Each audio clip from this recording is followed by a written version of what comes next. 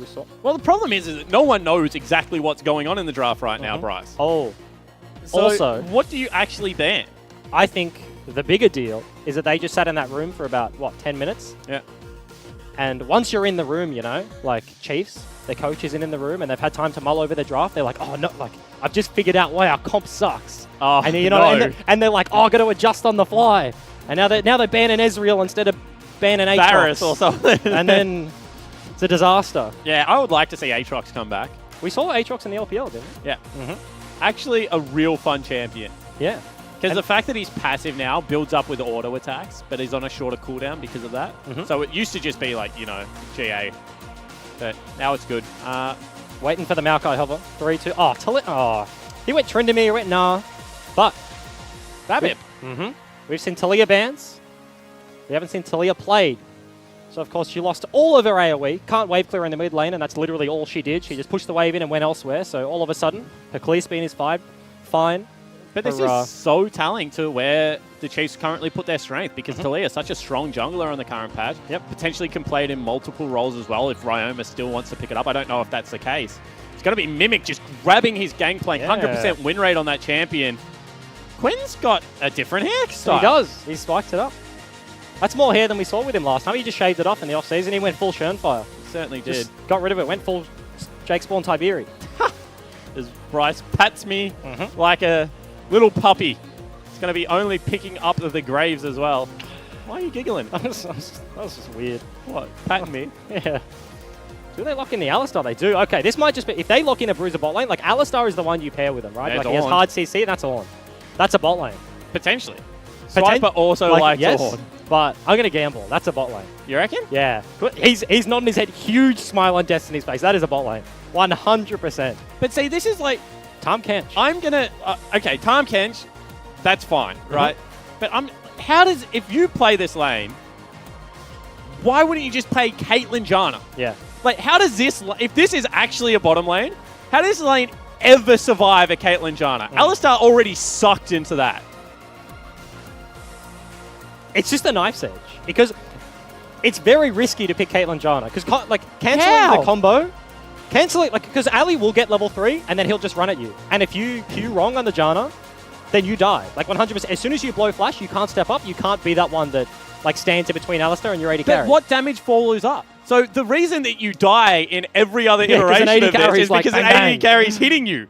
But Ornn is like waiting to put a pillar down and then has to charge you, then has to blow hot air at you. Breathe some fire, you know. Like, I don't understand how you kill a Janna with this, because then she just tornadoes your Ornn. Like, she's going to hit one of them with it. Yeah, they're pretty big. Like, surely. Statistically, she's going to hit a champion. And then surely you just get pushed in after your rally stacks are gone, and then they take your turret, and then they go top, they take that turret, and then you're just done. Ultimately, I think it comes more down to jungle matchups. It's not about bottom lane at all. No, like, actually, because, like, if your jungler has the priority, suddenly they push in bot side, and you're just throwing your pen around everywhere. Kalista, very interesting, but I'm going to finish my point. But if you're Taliyah, who clears very quickly, bullies out the Graves, takes the Scuttle Crab, all of a sudden, you're Kate Janna, you can't push. So Ornn's just getting free through the laning phase. Ali gets to level up without being punished early, and now they have that all-in potential. Once again, but this... Let's talk about this. So, like Zoe, weird. Kai'Sa, Vlad, Lucian, who cares? Kalista as well as Tahm Kench. Yeah. Now if they don't blow the Kalista up... Oh, what? Okay. This is... Look at Soulstrike's face. He's like, that's the Yasuo. Yeah. Okay, so Yasuo mid, Mundo top, Ornn bot, AD carry Ornn, by the way. Alistar support, Taliyah in the jungle. That's Chiefs' composition. Destiny's really bloody happy about it. And Kalista is a champion we have not seen for a very long time. Kalista Tahm Kench, pretty safe. You're trying to get her through and then... Also very aggressive if he gets the Q. If you Q someone, throw the Tahm Kench at him, auto Q eat is a very good setup. Yep. Tahm Kench does so much damage. Especially against a dashless AD carry. So this is so smart, because they're never team fighting this team. They're just going to 1-3-1 to the end of the days. If Ryoma does not get ahead of Mimic, Mimic will kill him in the side lane, because that's what we saw out of Gangplank versus Yasuo. All of MSI. As soon as you got Sterix as well as Trinity Force, Yasuo died. Yep. This is a team comp that splits up a full tank lineup. When I left my house to come cast to the studio today, this is what I expected. Yeah. And I'm so glad we got it. I'm such a skeptic, Brian. Yes, I agree. I'm with you on that one. But every that I'm a skeptic? No, well, yes, both. I agree with you on your point, and that also you're a skeptic. But a lot of people, a lot of pro players across the world have been playing this. This is the way to play the game. Obviously, you see it less in solo queue because it requires like synergy with your support. So only duo players will be able to play it. The other danger of this is also the fact that Mundo requires so heavily on his ultimate to be able to live through ganks early, and both Mimic and Only can pick up a 900 gold item that is going to shut that down consistently. Yep.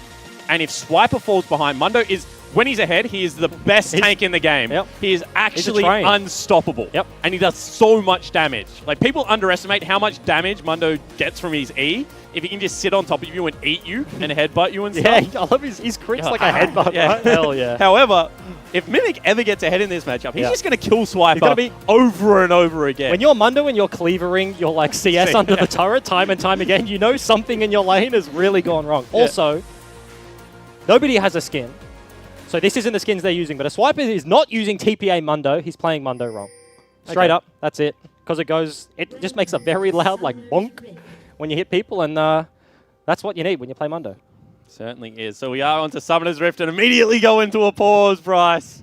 But it is going to be game 1 of OPL Classico. It's going to be the Chiefs taking on Legacy. Finally, we've seen what everyone was talking about. It's going to be the cheesiest cheese. Yeah. This is some Gouda that's being cooked up in an American basement somewhere. I feel like cheese is a term that gets thrown around in League of Legends like way too willingly. You're like, oh, I've been practicing...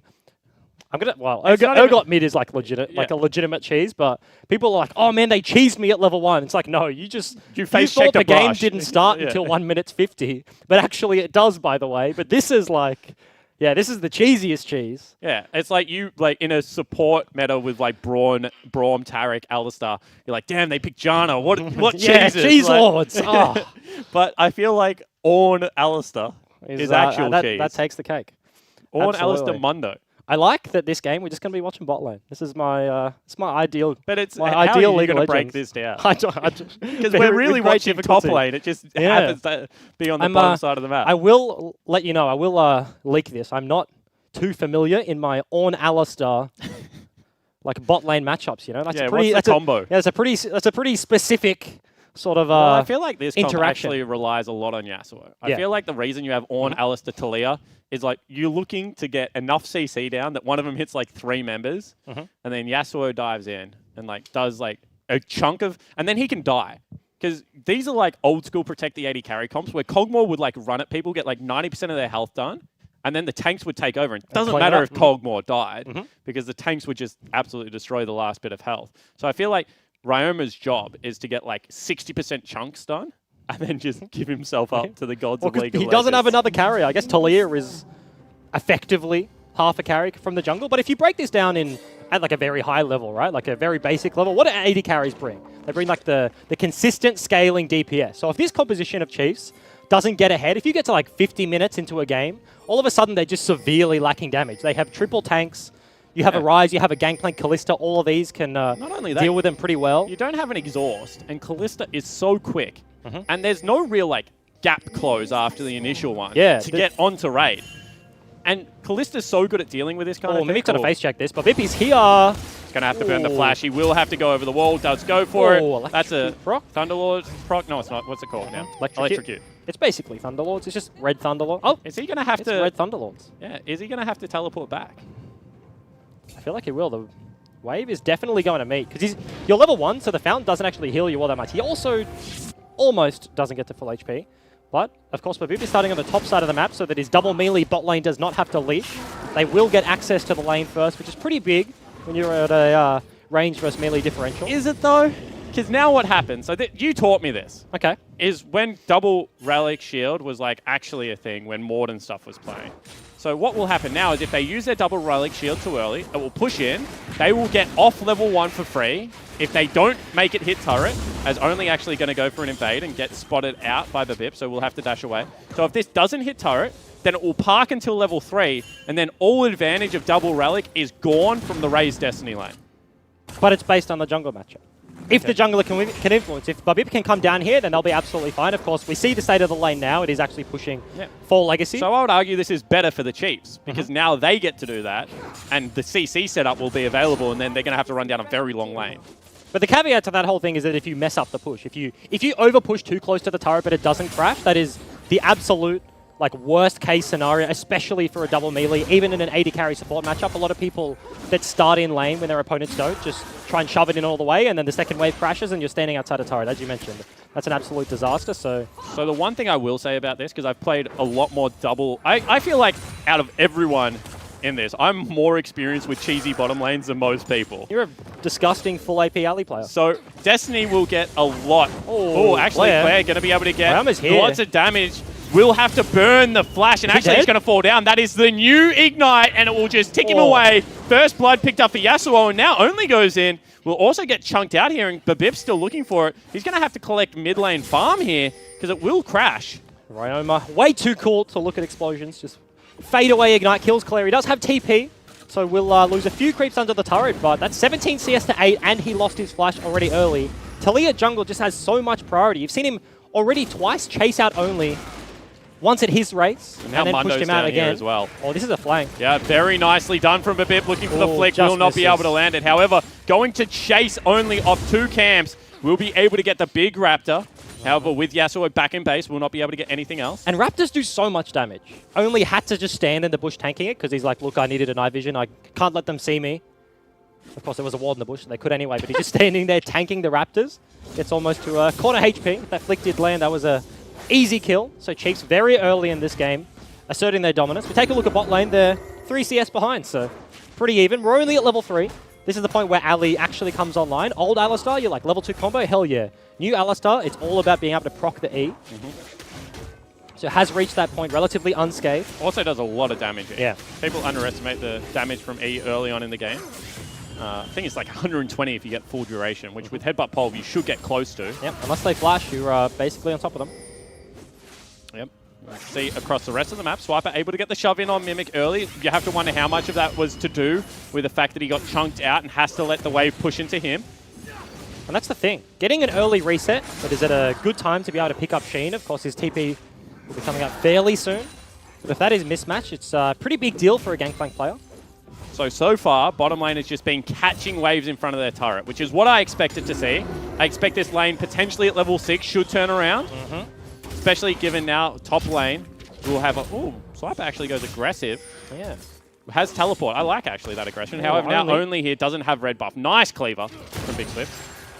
Very nice. Just going to push him away. Only does show in the map right now. Oh, you're in trouble.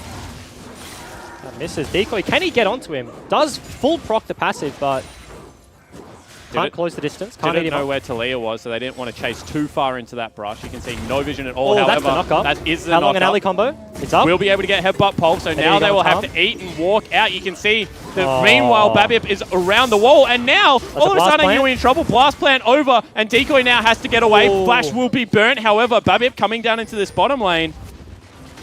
Legacy looking to answer in the mid lane. Clay gets the root. Only once again can't get into the fight. That's top and mid that have both been unsuccessful. Yeah, but now you can see Only is just so far behind Babip that he has no business being able to challenge the 2v2. And this has always been the key to the Chiefs' strength early game, in my opinion. If you can challenge their mid lane and jungler, then you're going to be able to have access to the map. At this point in time, Only has not been able to do that. Absolutely not. We see the Taliyah actually just rush straight Sork through. Wants to be able to do a hell of a ton of damage. To be able to do mid as well. Gives you the move speed, because of course the buffs on this patch, we have to talk about it. Like, her AoE got nerfed, of course, so you see her drop out of the mid lane, but she got 15 base move speed, which is enormous. And then the cooldown on a passive, which is the rock surfer, so when you go near a wall, you get to zoom around real quick on a cool little rock. That went from 5 seconds to 2, so moving around the jungle already is just so incredibly quick. So picking up the boots, picking up the hunter's potion so she can stay out on the map longer. He can just zoom around and do basically whatever he wants. So far, bottom lane, you see about a 14 CS lead picked up for Raiden and Decoy. However, Destiny going to have much more gold. That's probably where a lot of this advantage is. First Blood plus the gold that Destiny would have picked up, 11 more.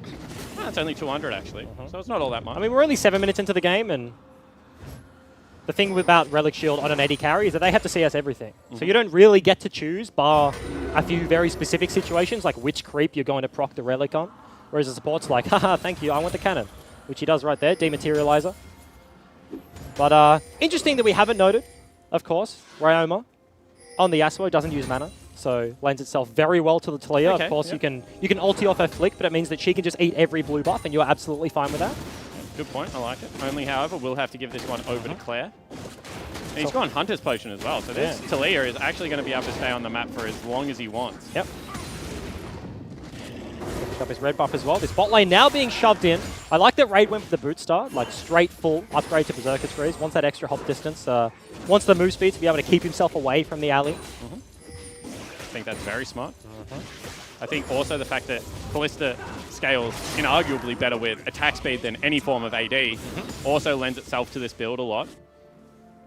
You can see they'll go back. This time, Infernal Drake. Make sure that when it goes down, guys. Free little brand skin. But it's the first one we've seen. Oh, it's Swiper. Top lane will get Flash taken down. And Mimic without Flash, without TP level 1, still takes down Big Swips. That should not be happening in this situation. Down 10 CS as well, just been shoved in the entirety of this game. Gets a 1v1 kill onto the Rock and the top Chiefs. Swiper falls down. All of a sudden, Mimic's looking in form. Yeah, win condition starts ringing a bell. And people would be having flashbacks to... actually, we'll take a look how it happens. He just overextended. The slow still lands from the Gangplank ulti. Very, very easy flash Q with the Sheen Proc. Picks him up. Yeah, that's a big engage. That is going to be the spin. No flash from Tahm Kench, however, gets pulled out. And that will be the ultimate use from Babip, but not much else. And that's the thing about this lane. If you go on Kalista, Tahm Kench is going to eat it. You go on Tahm Kench, Kalista's going to pick him up. But that is a pretty lengthy cooldown right now. Ultimate was burnt from Raze, so they do expend something, but this might just give them priority onto the Dragon. And you see, we know only's on the top side of the map. Isn't on any vision right now, but Chiefs have complete control over this side. Well, not only that, Taliyah does Dragon so damn quick. You'd be looking at that saying it's a risky Dragon. Even if she was there by herself, she would do it very quick. That will be the first Infernal hint, Dragon hint, picked up for this game. You got 10 minutes, by the way. Hurry it up, put your details in. Ray's just going to buy himself a little bit of an item. As all of a sudden, with no flash on Tahm Kench, but no flash on Kalista, sure they're ranged, but you can't auto-attack. Because if you auto-attack the Alistar, he's in combo range. But you already said to me, and this is you, I quote, that if this gets late game and Kalista is relatively even, they're not going to have the consistent damage. I agree. And we're 10 minutes into the game. They're relatively even. Does this game does it get all that much harder though? I can't see this lane getting hard enough. As actually, that's a very nice gang top. Mimic will fall down. Teleport has to be cancelled. TP burnt and cancelled as well. So Claire dying early, TPing back to lane. Burns his TP again, so struggling to find the avenue onto the map. 20 CS lead has been built by Yasuo. You can that's see. A very nice chunk. Yeah, very nice chunk goes down onto Raze as well in the bottom lane. But he still has his TP. Of course, we see almost every AD carry on is got to be called an AD carry. Top lane turret's going to fall down. That's first brick. It's a big advantage right there for the Chiefs. Absolutely. 2,000 gold. Falls down 1v1. Immediately gets the bailout from Babip, who's honestly been all over the map this game. Is now behind Graves, but has been ganking multiple lanes here, so has had a huge impact on the map. And Claire looking for something. Ryoma. Yeah, has to actually burn the flash there, Claire. Ryoma, very nice mechanics on the Yasuo, dashing through, holding that Q. And this is 5 members of the Chiefs walking into the mid lane. 75% on the turret. Claire has absolutely no summoners. Decoy and Raid are going to be about 5 seconds away, even with the Abyssal Voyage. I mean, I don't think they should rotate at this stage. I think they just duck into Fog of War. Chiefs do that to negate the bottom lane push because they wouldn't have been able to do it as a duo. Not enough wave clear, so I think that's a very smart play out of the Chiefs. And it makes a lot of sense because if Legacy misplay, if Legacy do not leave, if they try to trade 1-for-1, Raze just sounds the Ornn horn. All of a sudden, Flashless Rise goes down the mid lane, easy single turret. Potential to get onto the second one there, but of course, Legacy react, cheat into Fog as you mentioned, and get rid of the threat from that one. Absolutely, so Chiefs still up by 2,000 gold, still having a terrific early game. I think a lot of it has to do with Babip's Taliyah is showing off that new champion in the jungle, I guess. It's a new jungler. Yeah. A new jungler. Bit of a roam around the map. Destiny got himself the classic Moby boots. Spots himself a Keeping Raze in the jungle, but trying to open up the map with this composition. Meanwhile, bottom lane Raze in a little bit of trouble. Has to burn the flash. Very nice ultimate out of Decoy there. Lots of pings going down onto the ward right now. Potentially looking for a bit of a flank. Missing pings going onto Swiper in the top lane. Legacy know that there's a ward behind them. They know, but... Meanwhile, mid lane, that's going to be Claire again, trying to run away top speed. Will get flashed on and fall down. Meanwhile, that's a TP used by Raze and misses the ultimate. This is why 80 carries shouldn't be playing on. You hate to see it, Bryce. And I guarantee you, 80 carries are the guy that look at top laners, miss it. They're like, man, like top laners don't have mechanics. What's going on, Raze? Oh, Decoy going to face check Destiny. Will get headbutted back into the wall. Will get stunned up. Will get ripped out, however. Very nicely done. Mid lane turret, however, should fall down. They have 17 tanks, so being able to tank this one for a solid 5 seconds is going to be fine for the Chiefs. So now it's a 4,000 gold lead picked up for the Chiefs. See you around Summoner's Rift. And this is what you expect, though.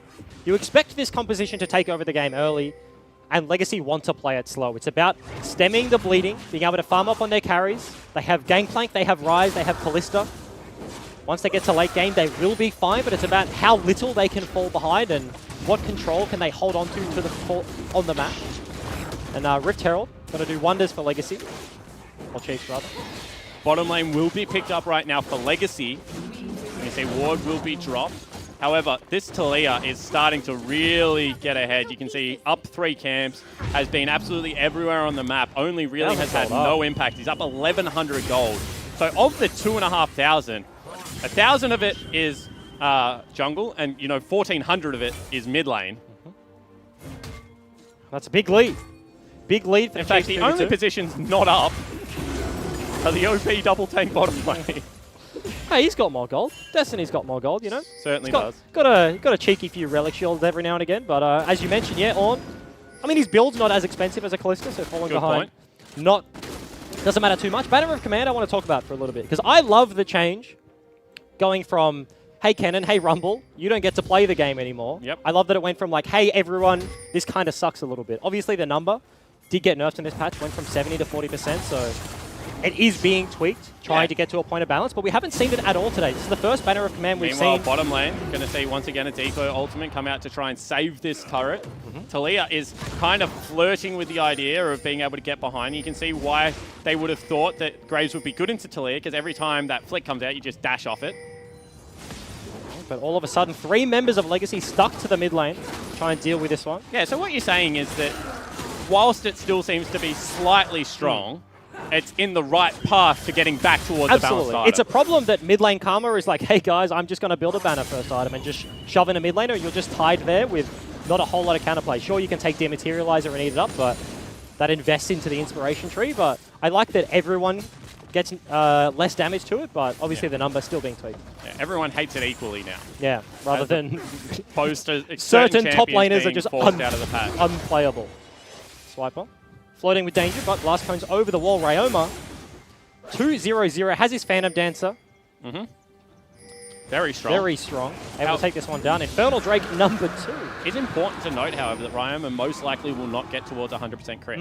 So 30% will come out from the Phantom Dancer. That will be doubled because Yasuo is passive, but then IE will give him true damage, which will go along to the Conqueror, making him deal with the tanks very well, but there aren't any. So that double crit damage that used to make Yasuo absurd when he got to 100% crit off those 2 items will not be there. Chiefs are opting in to place the Rift Herald bot lane, but you have to think they're actually going to use this to go mid. They place it, they want to tie Mimic down. Sure, he can ultimate, he has that global pressure. But multiple members rotating. Banner of Command in the mid lane. Swiper coming from top as well. This is all 5 members of Chiefs potentially collapsing, but no, they're just going back for Mimic. Yeah, they certainly are. I think this is a mistake. The choke point is going to be there, and they're coming over. Ultimate will be dropped. They turn it around. However, Claire takes so much damage on the back end. Babip falls down, but Ryoma still looking for it. You can see Mimic still looking to fight, but the tanks have now joined the fray. Ryoma still going to survive, and Claire is now stuck on the wrong side of the map. Only is bailing out, but will get knocked up. No, he will not. Will be able to survive, however, for how long, as Swiper is now looking to chase him down, and that damage coming out is so gross. And Legacy sort of baited into a false sense of security there. They had 3 members to the 2, but Chiefs, as we mentioned, had the priority from mid lane. Swiper already rotating down. Sure, they get the initial pick onto Babip, but too many members of Chiefs collapsing. And once again, I think this is Legacy getting a bit impatient. They should have taken this as they've just wasted all of their tempo around Summoner's Rift, but they don't. Yeah, absolutely. This composition relies on hitting your ultimates. You have the Ornn, you have the knockups for the Yasuo to get in there to win a team fight and take over the game, and Legacy just give it to them with this. Kalista can't get here. Tahm Kench can't get here. His ulti is available, but you don't want to be flanking behind multiple tanks when your carries are already dead. They were also defending mid lane turret. I mean, they should have been able to defend the 2 turrets. As we said, wait it out. The scaling should be on your side. You have all the range advantages you want. Instead, they pull the trigger and they fall down. Second banner of command is picked up by Swiper, so comparative to the first set of games we saw today, very different style. We're playing different games right now. We saw very standard AD carry play. We didn't see banner of command at all. All of a sudden, mega tanks and a Yasuo coming out. Want to put pressure all across the map, and obviously Riot likes this patch more because Chiefs have been given 2 Infernal Drakes as well. You see Swiper with that banned up minion will be able to push in, should be able to take down this pink ward as well that's in the middle of the lane. So they know exactly where everything is, and the problem right now, if you're a Legacy fan, is that Chiefs are farming all 3 waves, whereas Legacy at one point are only ever getting access to 2. And look at the CS difference in the top lane. That's a Mundo versus a Gangplank, and he's 50 CS up. Mimic did just get picked on in the bottom lane, lost a big wave under his turret, but that lead is only growing, sitting on 2 items completed for the Mundo to the 1 for the Gangplank, who has a more expensive build anyway. Sure, he scales better, but Swiper significantly further ahead at this stage of the game. And this game now comes down to Raid. He needs to be able to pick himself up a Hurricane, probably needs to be able to pick himself up a Lord Dominic's as well, and be able to do maximum damage versus these tanks. And this is what we were talking about. Look at the CC out of the Chiefs. You have knockups out of the Ornn, you have knockups out of the alley. Ryoma, sure, he wants the knockups as well. Taliyah has the flick. There's no real hard CC that you're like, oh, I want to build a QSS for and then I'm fine, right? Like I have one thing. It's all very difficult to deal with.